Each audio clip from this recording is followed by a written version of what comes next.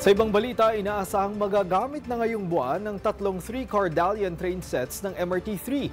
Kaya naman patuloy ang sinasagawang safety checking sa mga bagon. Si Jap Regala, una sa balita. Ininspeksyon ng Department of Transportation ang tatlong 3-car Dalian train set ng MRT-3. Ito'y para matiyak na ligtas at handa na ang train sets para sa deployment nito ngayong buwan.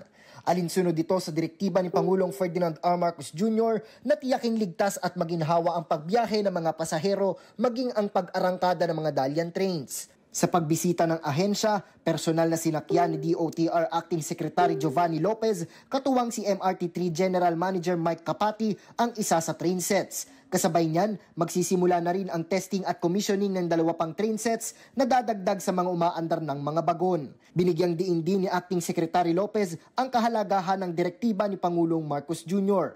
Aniya, malaking bagay ang mga Dalian trains para sa mga commuter dahil sa mas malaking kapasidad nito. Samantala, mariin ding pinababantayan ng kalihim ang patuloy na safety checks at utilization procedures ng naturang train sets para sa kaligtasan ng mga commuter. Aabot sa halos 1,100 pasahero ang maisasakay sa isang bagon pa lang kapag naging operational na ang mga tren at inaasahang sa araw ng Pasko ay aarangkada na ang tatlong 3-car Dalian train sets. Nauuna sa mga balitang totoo at laging bago. Jap Regala, alauna sa balita, Congress TV.